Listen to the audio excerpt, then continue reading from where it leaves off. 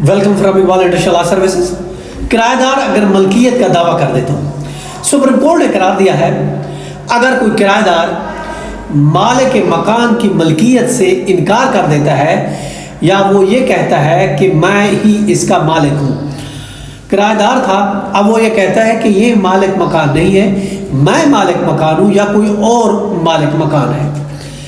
याद रखें, supreme court ने यह करार दिया है कि अगर कोई किराएदार मकान मालिक की मलकियत से इनकार करता है या खुद मालिक होने का दावा करता है तो कानूनन उस पर लाजमी है कि वो पहले इसका कब्जा छोड़े, खाली करे। यानी बतौर वो टेनेंट आया था, अब वो पहले कब्जा छोड़े।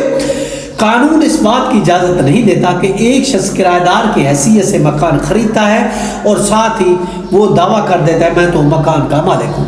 अगर कोई बंदा बतौर टेनेंट किसी प्रॉपर्टी में आता है और वो भले वो प्रॉपर्टी खरीद भी लेता है, समटाइम ऐसा होता है कि किराएदार आता है और वो बाद में वो प्रॉपर्टी खरीद लेता है और बाद में कोई डिस्प्यूट हो जाता है, तो वो कानून ये कहता है कि बतौर किराएदार वो पहले प्रॉपर्टी को छोड़े, फिर बतौर लैंडलॉर्ड उस प्रॉपर्टी को खरीदते हुए दोबारा कब्जा ले तो ठीक है।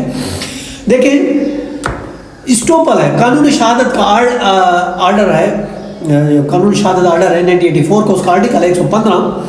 उसके तहत जब कोई शख्स बतौर किराएदार किसी भी जगह पर काबिज होता है तो वो उस वक्त तक मालिक की मलकियत को चैलेंज नहीं कर सकता जब तक वो उस जगह का कब्जा नहीं छोड़ता। ये असूल अमामी मफाद और मुआहदों की पासदारी के लिए बनाया गया है ताकि कोई शख्स एक वक्त में दो मुतजाद चीज़ें नहीं कर सकता।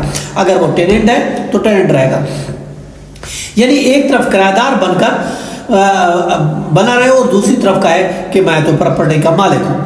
देखिए, जहाँ तक मलकियत के दावा और उसकी इवेक्शन की बात हो रही करते हैं, अगर हम देखिए, अगर किराएदार ये दावा करता है कि उसने इस जायदाद को ख़रीद लिया है या वो शरीक जायदाद बन गया है, कोई हिस्सा ख़रीद लिया या पूरी प्रॉपर्टी ख़रीद ली है, तब भी याद रखें जो टेनेंसी है, किराएदारी का मुआहदा ऑटोमेटिकली ख़त्म नहीं होता, वो किराएदार ही रहेगा। और उसे याद रखें, रेंट के सामने रेंट कंट्रोल के सामने उसके खिलाफ इवेक्शन का केस फाइल किया जा सकता है रेंट कंट्रोल के पास। देखिए, जो एक बेस्ट और सही तरीका अगर हम बात करें वो ये है कि ऐसा किराएदार के लिए दुरुस्त रास्ता ये होगा कि वो रेंट कंट्रोल के पास मलकियत के झगड़ा खड़ा करने का मुकदमा दायर करे, कहे कि ये नहीं है कि वो जाके केस फाइल करता है रेंट कंट्रोल के पास ये मैं तो मालिक हूँ, ऐसा कुछ भी नहीं है। वो याद रखें, पहले सिविल कोर्ट में जाके डिक्लेयर कराए अपनी उस प्रॉपर्टी को। ये नहीं कि वो रेंट कंट्रोल के पास जाता है, उसने मालिक मकान ने केस फाइल किया, इसको जजमेंट का वो कहता है कि नो ये तो रिलेशन ही नहीं है, मैं तो मालिक हूँ, हमारा तो टेनेंट्स का रिलेशन ही नहीं बनता, तो वो ऐसा नहीं कर सकता, या मैं इसका मालिक हूँ, मैंने ये प्रॉपर्टी खरीदी, ऐसा वो नहीं कह सकता। पहले सिविल कोर्ट में जाए, अपना राइट डिक्लेयर करे और उसके बाद जो है अब वो बतौर टेनेंट है, बतौर टेनेंट काबिज है, अपनी उस हैसियत को वो चैलेंज नहीं कर सकता कि मैं तो लैंडलॉर्ड हूँ, मैंने तो प्रॉपर्टी खरीद ली। वो टेनेंट आया था तो टेनेंट ही रहेगा, ये नहीं पहले टेनेंट आया था अब लैंडलॉर्ड बन गया, भले उसने खरीद भी ली है, वो एक अलग बात है। पहले बतौर टेनेंट उसका कब्जा खाली करे, छोड़े, फिर उसके बाद सिविल कोर्ट से डिक्लेयर करे, दोबारा आके कब्जा ले बतौर उसके लैंडलॉर्ड के। जैसा कि देखें, सुप्रीम कोर्ट ने CPLA 806P 2008 है, अदालत ने एक हतमी फैसला करार दिया है और यही करार दिया है कि कोई टेनेंट ही रहेगा, वो अपने उस बयान से नहीं मुकरेगा, वो एग्रीमेंट मौजूद रहेगा, क्योंकि वो बतौर टेनेंट आया था, वो मलकियत का दावा नहीं कर सकता, भले उसने प्रॉपर्टी भी खरीदी, पहले वो कब्जा छोड़े, टेनेंसी का कब्जा छोड़े, फिर बाद में बतौर लैंडलॉर्ड आता है तो आ सकता है।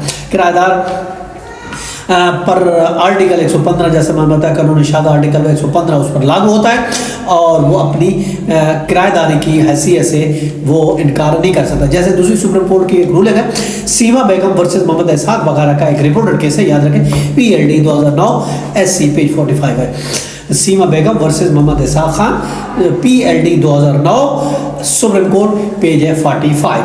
देखें, सरेंडर पोजीशन की अगर हम बात करते हैं, अगर वो मलकियत का दावा करना चाहता है तो पहले कब्जा वापस करे रेंट कंट्रोलर के पास, उसके खिलाफ बेदखली की जो इजेक्टमेंट की एप्लीकेशन है वो काबिल समाअत होगी, वो हेयरिंग होगी और उसको अख्तियार नहीं है रेंट कंट्रोलर को कि वो इसको ख़त्म कर सके, वो उसको इजेक्टमेंट का आर्डर पास करेगा। जैसा कि दूसरा केस हम आपको बता रहे हैं, नवाब खान वर्सेस मोहम्मद यूसुफ है, जो कि जस्टिस शाहिद बिलाल का है, जो कि लेटेस्ट रूलिंग है, 29 जनवरी 2026 की लेटेस्ट रूलिंग है।